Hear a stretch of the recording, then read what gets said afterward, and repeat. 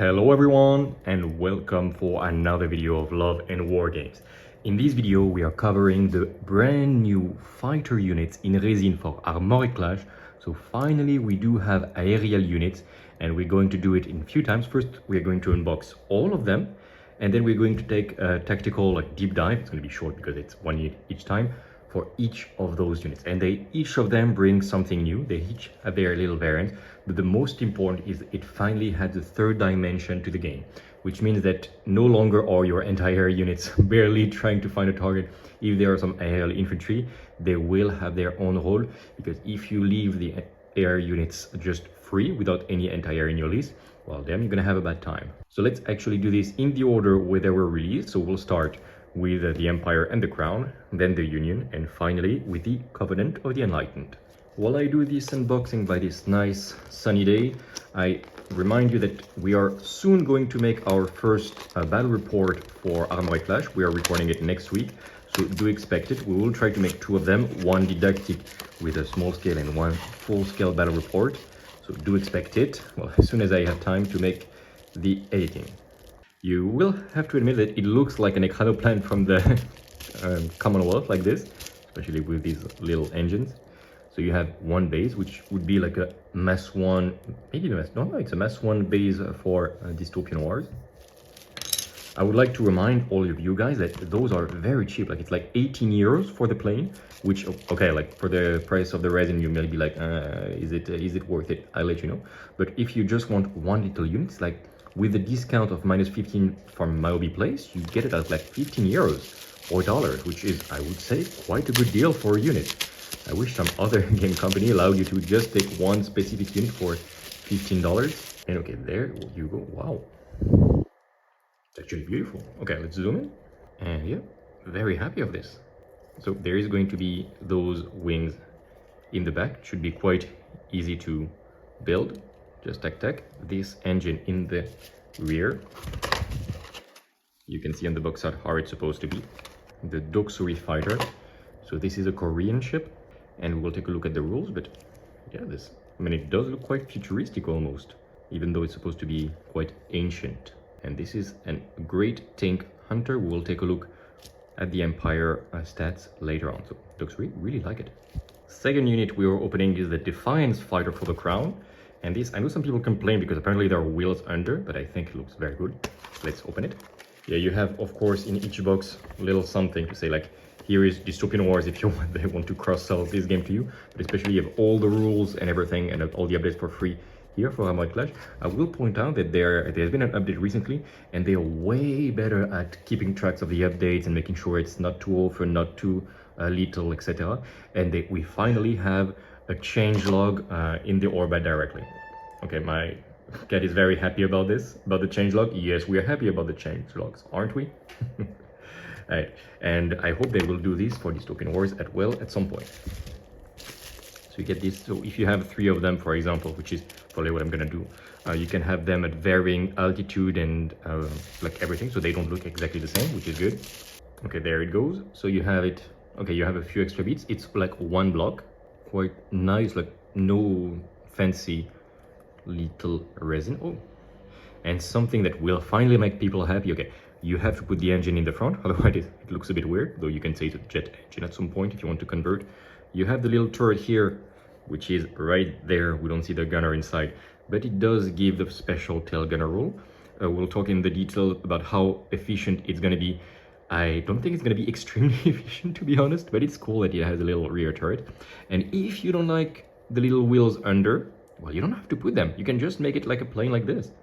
And I'm quite happy for those people that complain, like, yeah, it's weird to have wheels out on my plane. Well, you can just make it a normal plane. Very happy that these complaints were pre-heard and they made it separated if you want to just have it flying around. This is probably the most classical World War II style of the planes. Like, you could almost use it in a historical game. The Crown will be one of the 2 factions that we will play first in our discovery, in our first large-scale battle report. It was actually the first army that was fully painted from our side. Next one, I'm very excited about this, is going to be the Corsair fighters. It's for my union, the one that I'm collecting. I really like it because the Corsair was one of my favorite World War II planes, and this just looks like a steampunk, like diesel punk, pumped up Corsair, so I'm extremely happy. Ever since I played this, what was it, Medal of Honor Pacific, I love the Corsair ever since. Well, there were a few, like there was also the S4, like there were, let's not go in detail about the technical things, but yeah. Very excited to play with this. Okay, there are quite a few bits more. Okay, it did look like, but no, not that much. Just the wings that are separated. So you have the little rocket center of this guy, which it does look like a jet engine, and it actually is. So there is not going to be something in the front. As you can see, it is meant to be like this. You have those two, they go to the rear, obviously. And of course you have the two wings, which look really, really cool with this. I don't know how we call it. I think it's called duck wing or W wings or whatever. And you have the little Union symbol there. Yeah, I mean, I'm partial because I'm Union player, but I do believe this is the coolest plane of all. Love, like, we don't see it very much, but there is a little Gatling gun right in front, because of course the Union would have a lot of Gatlings. And the little wheels that are in there. You can see the sense of the detail that they have. Really good. And you can make some energy exhaust from there, which is probably what we're gonna do. The same color as here. Like, there is really, like, you can make it a real diesel punk ship. I really like it because it looks like an American racing car as well with this. I really love the design. Expect to see 3 of those on the table as soon as I can. Last but not least, the Scythe drone for the Covenant. And as any Covenant ship, it is absolutely OP. No, I'm kidding. But it has a very strong rule where you can make use of its maneuverability to just pile up the enemies like one after another with their line attack. We'll see that in the rules, of course, just after in the same video. Oh, there is a little piece of plastic that flew away. Okay, let's hope it's nothing. Sorry to our Covenant player that will receive this. Okay, what do we have? Something fell off from this. I don't know which. Probably nothing too important, right? Maybe this here. That's probably this part that flew away. All right, fine. Still the same base size, and let's take a look. Obviously, this looks like the most alien of them all, the most futuristic. Oh my god, it's quite funny to finally have this thing in my hand after seeing it as a SRS token for so long, either as SRS token or on the Covenant, like aircraft carriers, like the Nansen and everything. And now we have it like full size. It's quite weird, like on the camera it's something, but seeing it in real is quite nice. So you can see they have this rotor under. Yeah, it really looks like weird technology. Only thing you need to build is this to put on the nose. And yeah, that's going to be it. So it's like ready to go. Not much work in terms of building. And of course, painting, you can make some energy effect going all the way from the reactor, which is somewhere, all the way to the nose and the main weapon. It really looks like an arrow almost. And yeah, those we'll see in the rules, but they're really made to do one attack and be very lethal, but if they get caught, they're like a one-use wonder. So be careful with them. All right, so this was the unboxing. As you have seen, they're quite large miniatures for $15, like after the discounts. If you go to my hobby place, as always, you know, if you select us in the basket, we get 5% back. So thank you very much if you do that. And as you can see, they are quite large and much larger than tanks, for example. But that's just because planes are very large, like in real life. Like the scale is correct, actually, when you compare to the human and what, for example, a Corsair was or a Typhoon was or whatever. It is the correct scale. Surprising sometimes, but it is a plane much larger than a tank. That was for the unboxing and looking at the appearance of the miniature. Now let's go for the tactical deep dive and see how each of them behaves in the game, what special rules they have, and how you should use them and how to counter them.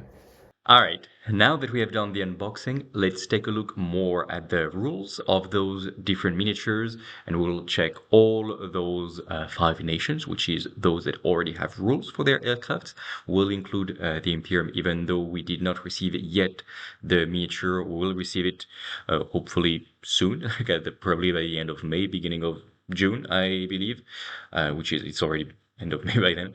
I am sorry that this video took a little bit more time than expected. There were other priorities, and I don't see many people playing with planes yet, but more and more are going to be part of the game. And so now is a good time to start talking about what they actually do in game. There are few general informations about the aircrafts and how they play, because each game covers this very differently, from Legions and Imperialis to Epic, Armageddon to Net Epic. There are games at this scale usually have very interesting interpretation of how to integrate aircrafts in the game. And here there is some restrictions to how you can use your aircrafts.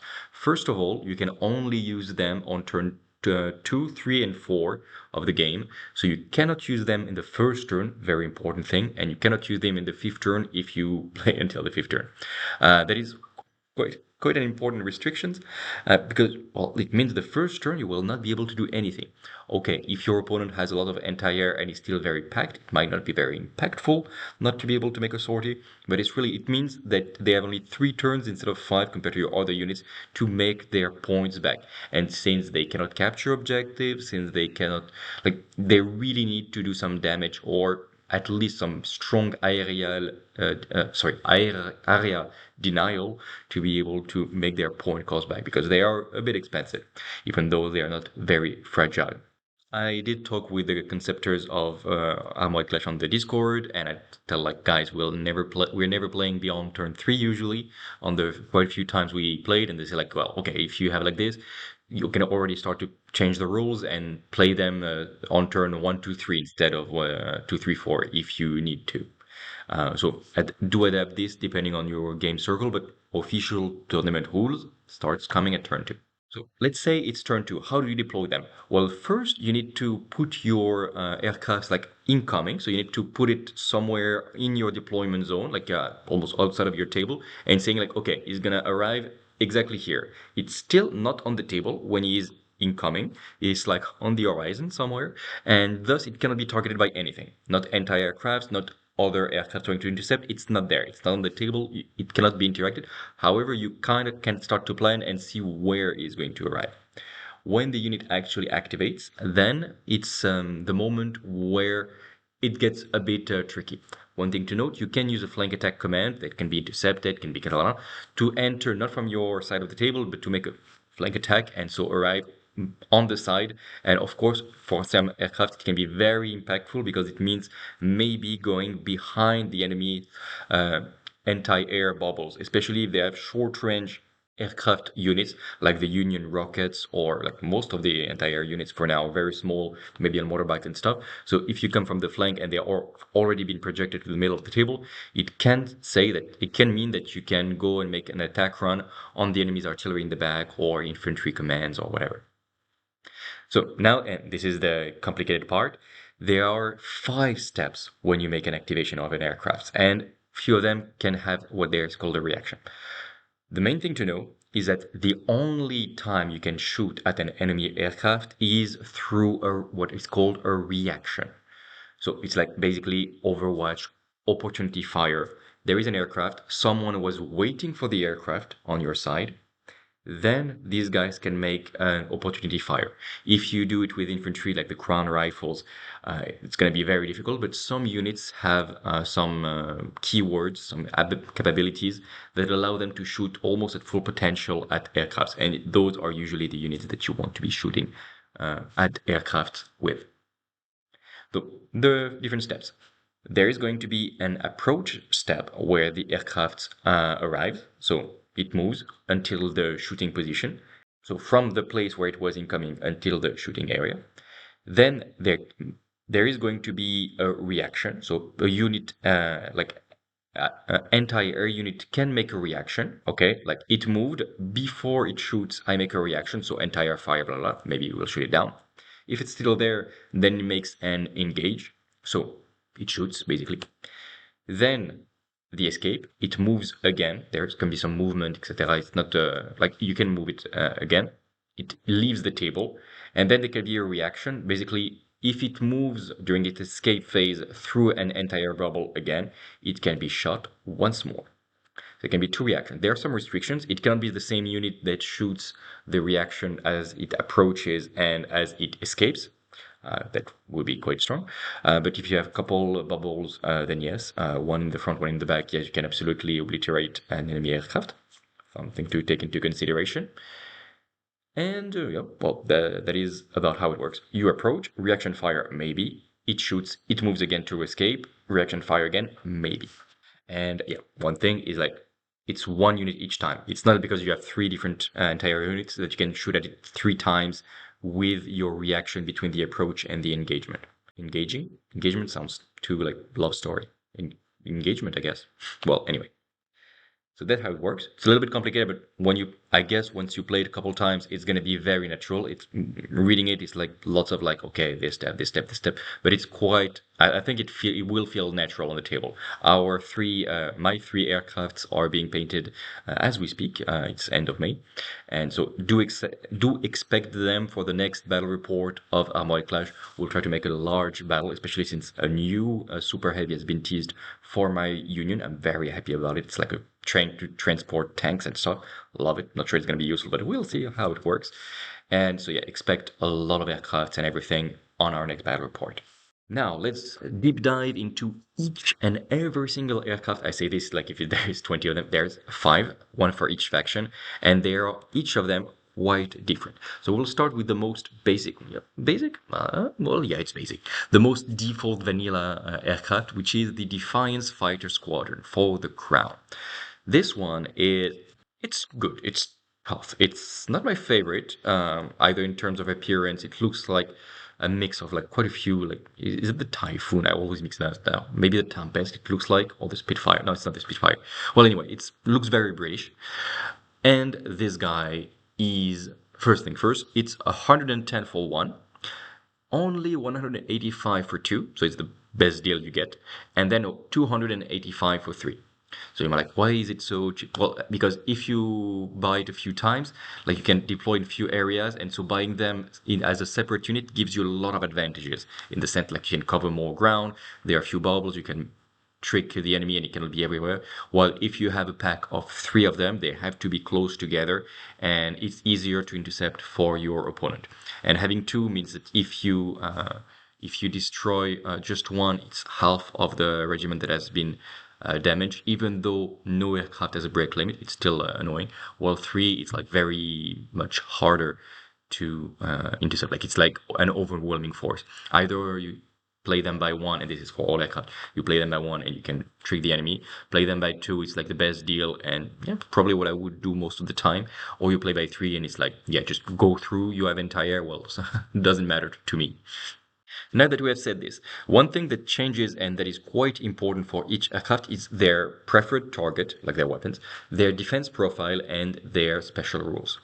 In terms of the Crown, they can shoot at everything just about the same. They can target lights, they can target heavies and aerials.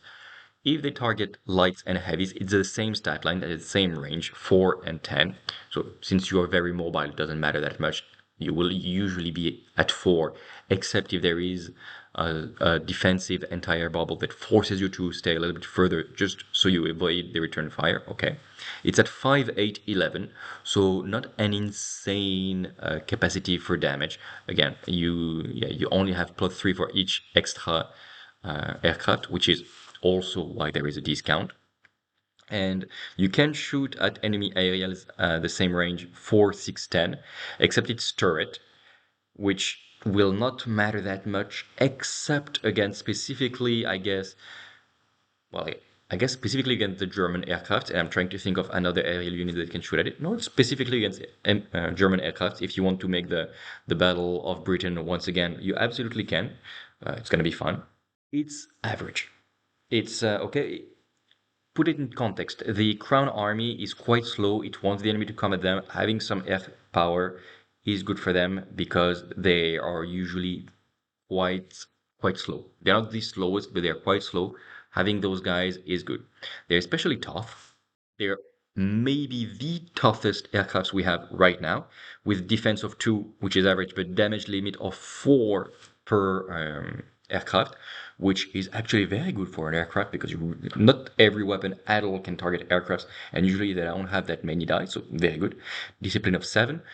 Tail gunner we've covered, flying and fiery demise, which means that if it's destroyed, you roll dice and there is a chance that it crashes off the table, but there is also a chance that it just collapses where it is, just a bit further, and then there is a huge damage for everyone because nobody likes to have a flaming aircraft exploding on you.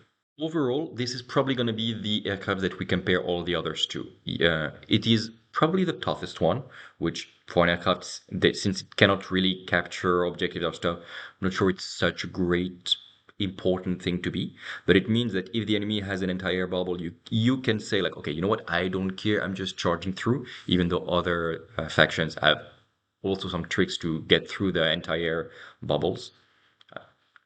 Is it a good expression, entire bubbles? Like it works in French. Let me know if there is a proper expression to tell like this, like bubble sphere, where if an aircraft goes inside, it will be shot upon by entire forces.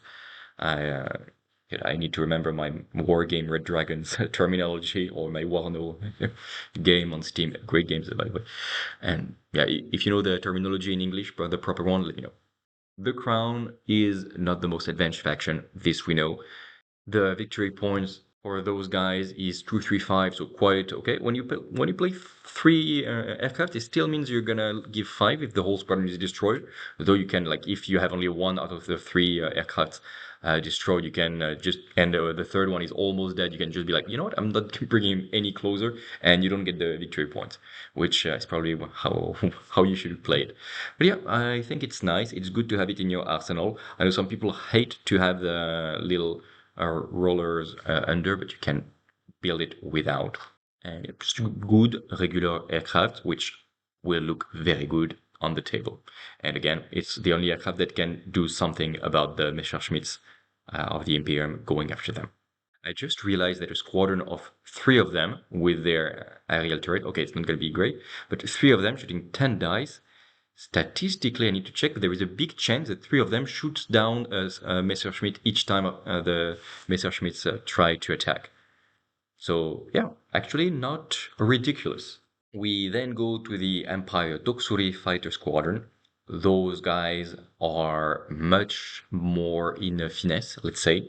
As you can see, they have defense of 3, but damage limit of 2. So yeah, if you play them bad, they will explode faster than the Defiance, but they have a few rules to really, really help them. You will notice they are a bit cheaper as well, which I'm not sure why they're cheaper. They are still very, very good. They are basically focused on anti-tanks.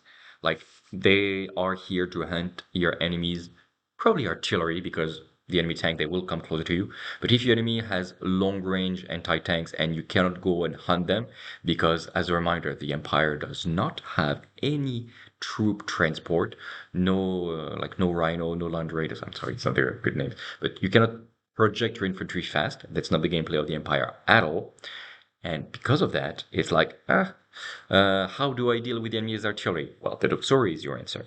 You make a flank attack, or even you don't really care, you just try to use the bank roll to like escape a little bit, and you target the enemy's artillery because you are at, when you target heavy at 5, 8, 11, a little bit better range as well, 5, 12, and you have devastating, which means any excess hit is converted into a point of damage.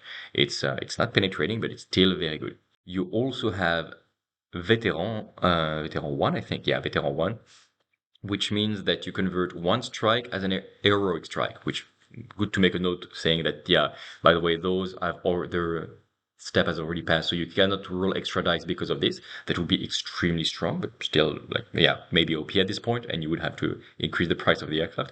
But it does mean, like, you have a very stable amount of damage between veteran and devastating and having some good range, and 5, 8, 11, it's not nothing. You have a good squadron to go. For me, like, tell me what you think, but for me, it's made either to hunt the enemy's artillery, number 1 roll, or to hunt the enemy tanks or behemoth that get a bit close, like turn after turn after turn. Well, you only have 3 turns, but yeah. The interesting thing as well is that they have bank, so either at the end of the approach step, so before you engage, or at the start of it, escape step, either, you can use the X, like 5 inches, using the turning template to basically make a big turn. And either you come from one side with a flank attack or something, and then you turn to engage. Either you go straight at the enemy, you engage, but there is an enemy anti-air bubble just behind, so you bank, and then you get away before you enter the enemy's bubble. So a good thing, less easy to use than the Crown's Defiant, but very, very useful for the Imperialist because they're very slow. and they need a way to deal with hidden artillery. And this is really what I think the Doksuri is meant to do. Now, my lovely, lovely Corsair. I love this model. It's, for me, like steampunk Corsair is just such a cool, not even steampunk, dieselpunk Corsair is such a cool concept. It is the single most expensive aircraft in the game. There is a Messerschmitt that is either the same price, either a little bit less expensive for one unit, but it is like the most expensive if you buy it alone. And why? Why does it do that? And why is the VPR 245 instead of 235? Because this thing is a menace. Defense-wise, it's really, really not great. It is defense 2, damage limit 3, discipline 6, and it's the only aircraft that can be suppressed. We'll see in their special rules. In terms of point, 120, 205, 310. So 310 for 3 aircraft starts to be a lot. And what is it specialized at? It's extremely good at dealing with infantry, range 6, 10, 5, 8, 11 in terms of damage and devastating. So basically the same stat line as the Empire Doksuri against heavy, but transposed into anti-light attacks. Also good at aerial units, but since you cannot intercept enemies' aircrafts with that, you are cursed to target enemies fixed like rotor wing aerial units, which there are almost none of currently, if I'm not mistaken, and I don't think I am. Well, they are like the Covenant one, but it's like, it's not a great one. Probably later on, where there's gonna be like giant helicopter or small flying castles or whatever there's gonna be, we're gonna talk again, and it's gonna be a great entire unit because 4, 6, 10 devastating is good. And what makes them so expensive and so good? And there are two things. First of all, the rule supercharger means that you can only try to intercept it once. So they are so fast, they just go for, you can either intercept during the approach or during the escape, but not both. So if you have a few defensive bubbles, they don't care. You can only shoot at them once. So it really boosts their defensive profile, depending, of course, of the enemy's entire capabilities, but it basically divides by 2 the damage that they will suffer. So in a way, depending on the configuration, and if you don't want to care about evading the bubbles of the enemy with bank and stuff, you just go straight at the enemy. It's very resilient. You just go through with your speed. Amazing. Very, very thematic. I just love the concept. And they have something very interesting. I will explain to you what it means in a second. It's hot-headed. Unlike most aircraft, it can be suppressed. And it can even be suppressed by opportunity fire. However, whenever you call for him, it's automatically rallied. And then you're like, but why does it matter? Like, okay, you can shoot it when it approaches, it can be suppressed, and great. What does it change? Like, it can maybe change the capacity to make a good roll. If you're suppressed, like you have a negative modifier, okay, great. But it's a nerf, hot-headed. You're supposed to be hot-headed. It's a nerf. Why do you allow me to be suppressed and by opportunity fire? Well, let me tell you, because there is one thing that is not written on this datasheet. It is not written that this guy cannot use Give Them Hell. And this means that every single time you activate those guys, and I mean every single time, you will activate Give Them Hell. And as a little reminder, I should have put it in this little the PowerPoint. Give Them Hell means that your hits become heroic. It counts as 2 instead of 1. And we made the calculations with Zongo, our math teacher. It's not exactly doubling the firepower, but it's close. And it means that, yes, 5, 8, 11 is not amazing. 4, 6, 10 is about what the Define had. But it means this guy, even against heavy, but you probably want it against light, is a killing machine. It will just obliterate any infantry that it points at, or any aerial. And even heavy, well, okay, heavy starts like 6 dice for 3, like not amazing. But damn, against aerial and anti-light, it's amazing. 11 dice, devastating, and with every hit counting as 2 hits, starts to be a little bit oppressive. Though, it means that the enemies that you are attacking with your Corsair will want to use their single reaction during your approach before you shoot, because you can be suppressed, and if you do get quite some damage and some loss, and you fail your test, you will be suppressed, and then you cannot use this rule of give them hell. So this is where there is a little gap. Like, otherwise it would be too strong. The enemy has a chance to remove your capacity to use Give Them Hell, which is a card. Like, let's remember that you need to burn a card for that. It's not free. But still, if you, like, most of the time you're gonna do that. So is it auto-include? Is it completely OP? Is it, as our good friend Zongo say, absolutely the strongest faction in the game, the Union? I don't know. I think he's a bit exaggerating. But it's not so good because unlike the Empire has a problem. How do I deal with artillery? Doksuri is the answer. The Corsair is an amazing answer to a question that Union players were not asking themselves. Union has a lot of ways to deal with light units. They have Gatlings everywhere. They have their Mohabs, which is probably the best anti-light, anti-infantry artillery in the game. The Union is amazing at shooting at light units, and the Corsair is another amazing unit at shooting light units. But it's not with the lights that the Union has a problem, it's against heavies, and the Corsair does not solve this. So even though it's very fun, is it needed? Absolutely not. If you deal with enemy infantry, you deal it with Mohabs, you deal it with Gatlings, you can deal it with basically everything you have, even with your Ironhides, your flamethrowers, your pioneers. Everybody's great at killing enemy infantry. The Corsair is average in this. Like, they're efficient, but you don't really need them, especially this point cost. Yes, they go fast, it's not amazing.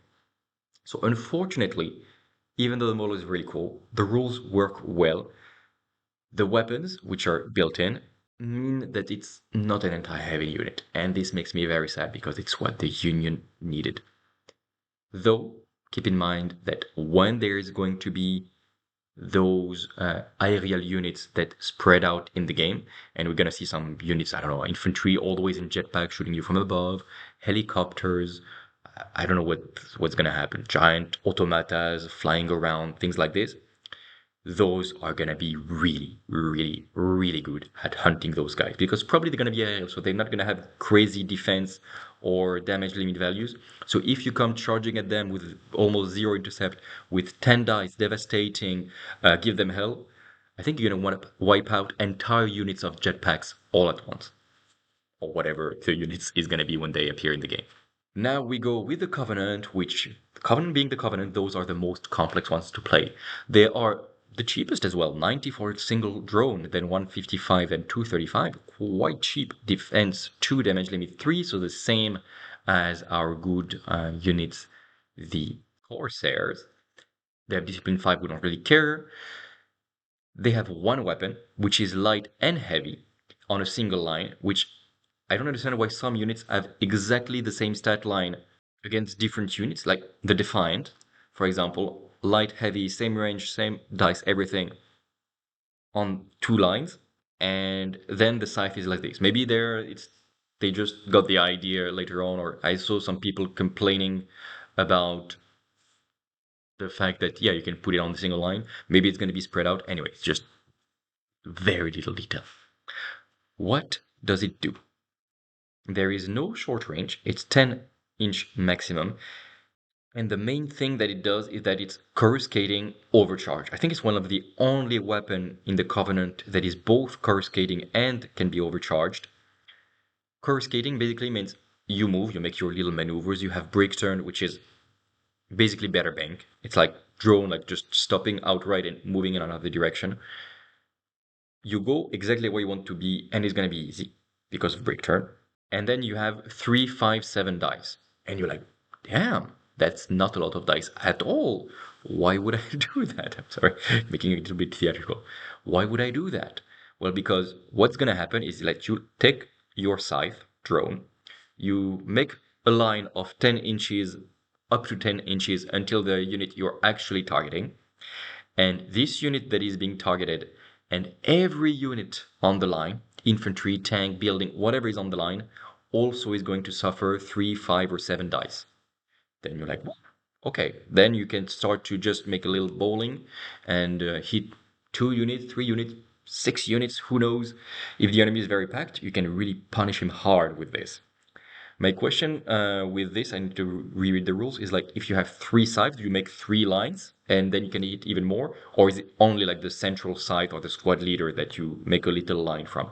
I guess it's only the squad leader, otherwise you will make some shenanigans of making triangle and then you touch the entire enemy's army and yeah, it's gonna be very difficult. Probably only 1 line. Anyway, still very strong. So this is coruscating. But then it gets spicy. Then you can overcharge. Basically, you get the get hot rule, and you can give yourself some damage. You can, if you overcharge very strong, you can literally outright auto kill your Scythe drone squadrons. Basically, you say you will overcharge. If you do this, do note it's not a command ability. It's not like, okay, I play a card, okay, I will try to intercept. No, your enemy cannot do anything about it. You just say, I overcharge. You take the top card on your pile. Maybe if there are some tricks to take a look at it before if you want to make sure that it's going to be a good number or not. I think the Covenant also have a trick to check and put it back. I don't know. Anyway, you take the top card. You check the number of the value. So from 1 to 12, let's remember. And then it's the added value of the dice. And then you start to see why it can be strong, because let's say you have 3, let's even say you have 1 ship, 90 points. You put it plus 12 with this overcharge, it's going to be 15 dice from a single ship, a single aircraft on everything on the line. It's absolute. Well, you need to have a good card. Maybe it's going to be a value 1, and then it's going to be 4 dice. Yeah, great. And you lost the card. But it can be absolutely game breaker. 3 of them with 12 dice against heavy tanks and everything. Cannot target area, but against heavy tanks. Let me tell you that putting a line in a crown battle line with all the tanks, all the behemoth, all the artillery, and telling everyone here is gonna get 19 dice, that's harsh. However, since your overcharge is not just pure bonus, otherwise it would be completely OP. When you finish applying damage, you finish reroll. No, you cannot reroll the blanks anyway. For each blank that you have, the unit suffers a damage. You have a damage limit of 3. So let's say you have 3 of those Scythe. You throw 19 die on statistic. On 19 die, you will lose a Scythe because you will make on stat 3 blanks.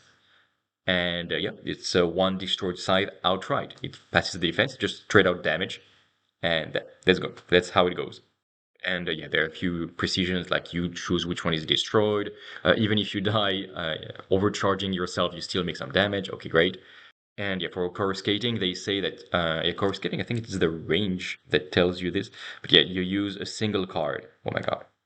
Yeah, but it's the Covenant. It's extremely strong. It can be very weak if you have a low value card and you're not so lucky. It's really like Skavenish because you can kill yourself with that. And it's hilarious. It's going to be hilarious. Is it OP? I don't know. You might kill your 235 points unit yourself if you have bad luck or if you do it a couple turns. But it's going to be hilarious. Every time there's going to be a little... Both players' heartbeats are going to beat a little faster just before you check the card for overcharge on this course, plus on the coruscating capacity. It's going to be so intense. And I love it. On this precision break turn, I told you it's a little bit better than bank. It's like, yeah, once per activation. The same during the approach or escape, the same. You don't use this rotating template, you just literally rotate. And it's just like instead of making the rotation, you just say like, okay, you know what? I arrive and I break in any direction. It doesn't say like 90 degrees, I don't know. No, you can literally go in front of the enemy, make your shooting, and then 90 degree and going back, like just like boom, boom. If you've ever seen this amazing anime Macross Frontier, it's exactly the V9, yeah, it was V9 drones in the final battle of the TV series. It's exactly how I picture it, just drones like pushing themselves in all directions and being almost impossible to see with the naked eye, like such a cool concept. And we finished this longer video than I expected. I'm sorry, I keep talking. About the Messer Fighter Squadron, Interceptor Squadron. And those guys make me sad. The Imperium will make the review soon, actually. Is it going to be released soon? I think this video is going to be released before the Imperium Orbit review. But the Messer Interceptor Squadron is expensive. 115, 205, 310, VPR 234. still fragile, defense 2, damage limit 3, which is normal stat line for an aerial unit. And it has few things. It's not great at shooting at light units, which is okay. Like 369 is respectable. It is good at shooting at heavy units for one specific reason. It has 3, 4, 5 dice, so even a single one is gonna be fine. And I think it's a kind of unit where you will want to play them 3x1 units or 2x1 unit of messers, even though it's more expensive, because of two rules. First rule is penetrating. You launch 3 dice only on the first guy, and then you only have +1/+1 for each aircraft, which means you usually just want one. Why? Because penetrating means that if there is at least one damage from the attack on a unit, then after the attack is resolved, this unit that suffers 1 damage, doesn't matter how much damage limit it has, it is destroyed. Or if it's a behemoth, basically becomes devastating at just 1 wound of damage. But it means if you target a very tough artillery, if you target those crown tanks that are almost impossible to destroy, one messer shoots, it will kill at least one. And if you roll hot, I don't think you will. It's like 16, 16 wounds per tank. So if with 3 dice, you are never doing this. But 3 dice, you don't care. Like you like, oh, you know what? I make at least one. You need to make 1 damage though. So you need to roll at least a little bit hot on those tanks that have a defense, I think 4 from the front. So, but if you do a single point of damage, the unit is destroyed. So yeah, I lose 1 wound. No, you don't. Sorry, 1 damage. No, you don't take 1 damage. You take 4 damage because your unit is destroyed outright. That's tough. But you do need to make at least 1 damage. So I just realized statistically it's not certain 100%, even with the boosted capacity from being at close range, to make a point of damage on something that is defense 3 with the missile. A single missile. 3 dice, no. 4 dice, it starts to be stats, but you can still be unlucky. Well, even with 5 dice, you can be unlucky. So yeah, you just need to make 1 point of damage, but yeah, it's quite funky. You know where it's extremely funky as well, and this is where the missile really shines, is with the Interceptor rule. Because, okay, you can try to get an enemy tank. Fun. You know where this guy is insane, even though with 3 dice? It has the same stats, 3, 4, 5 dice. Oh no, it's devastating against aerials. My bad. I was about to say it's OP. No, it's just devastating. So very fun. It has a rule called Interceptor. Instead of, and be careful, instead of using your anti-air units, which are not insane in the IMPERIUM, for making an interception against an aerial unit, you can use the Intercept special command. This special command is a card, so it can be intercepted by your opponent. Be careful, it's not automatic. Then your missile that was incoming makes an interception sortie. So if you manage to make this little thing, you move this missile as you wish to face the enemy's aircraft. And then it makes the entire thing. Approach, engage, escape. The enemy cannot shoot at your missile as it make an interception. It's not a mistake, like there is in the note, like, yeah, you cannot use any opportunity fire. And you make your, like, basically your missile is your anti-air. That sounds strong because it is. This thing with 3 dice and devastating means that there is a world where you one-shot some units. Especially a missile intercepting something with high defense but low damage limit, like a Doksuri, means you just do, I don't know, 4 hits with your dice. It's gonna be, you pass the defense with the first 3, 1 point of damage, and then there is only 1 extra damage, but since it's devastating, you shoot down outright the Doksuri. It's gonna be much harder for the Defiant, of course, it's much less useful, sadly, and plus they have tail gunners so they can shoot back at you. But yeah, it is a very good unit to have in your list.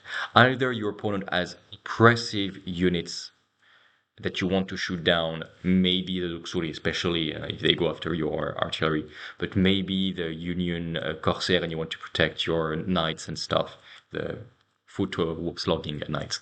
And you're like, okay, you know what, guys? I will intercept you hard and maybe one-shot you. Like I will make 5 hits and you're gonna die outright because the last wound is lost by devastating. So that is very, very strong.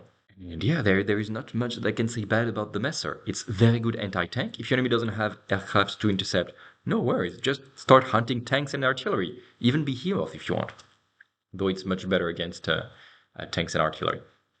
If your enemy has aircrafts, intercept them, and maybe when you finish intercepting them, well, then the later turns, you will start again hunting some artillery. Amazing unit. There are a few things that I want to say. If you intercept a unit in your turn, you cannot then make a normal activation and then tanks. It's like it counts as your activation to make the interception, and it's a command issue. So it will cost you a card, and it can be intercepted. So it's not automatic, and it costs a card. So not OP. It's not as strong as it sounds, but on the right enemy unit, if you shoot down an enemy Doksuri that was going after a very expensive but fragile walker like the Lucifer or something, and you intercept it and you shoot it down, it's going to be a tough for your opponent, for sure, because it loses a good, efficient aircraft, and it didn't even get to activate. It's one of the few units that can actually do that. So yeah, but it's expensive. It does its thing well. It's versatile, and I think every Imperium player will want to have at least one Messer in the list just to have this card, and it's always going to be useful either against tanks, either against aircrafts as intercepting piece. But it's always going to be helpful, and it's always going to be just here in the back of the head of your opponent, being like, okay, if I activate my aircraft, he's gonna maybe shoot it down.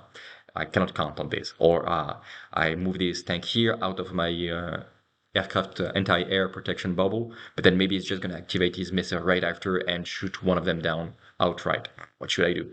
So it's very good to have one missile. It's such a good utility piece. And okay, we arrive at the end of this video. I hope that you guys enjoyed. And as always, thumbs up, share, be happy, subscribe, everything. You know how it works. If you want to buy some of those aircraft, you can go through my hobby place. It's minus 15% on all the Dystopian Wars and Armoured Clash. We negotiated a little higher discount. It used to be minus 10. Now it's minus 15%. And if you put Love and Wargames in the basket, we also get 5% of the whole price back, and we can use it to paint our miniatures, get some terrain, get some more miniatures. Already have bought like 3 Union trains, and there is a 4th one coming. So yeah, do expect a massive convoy ambush with lots of aircrafts around. It's going to be epic, but we need to prepare this and get everything painted. So thank you very much. If you buy your miniatures on my place, it's probably the best way you can support us for all the Dystopian Wars and Armoured Clash players out there. You can also join us in the Discord, and thank you very much, guys. There's going to be some vacation from my side at the end of June. I will prepare some videos to be released, like especially an epic battle report 2 versus 3 on Dystopian War, 6,000 points on the table. It's going to be epic. It's going to be at the end of the month. Don't miss it out, even though I will not be there to actually share it on the social medias and stuff. So do subscribe and activate the little notification bell to make sure you don't miss it. I will see you guys on the next video. I will try very soon to publish the Imperium unboxing plus Orbat tactical review, the full thing. It's quite long. And yeah, have fun, guys. Enjoy the game, and until the next video, remember to keep things fair in love and war games. Bye.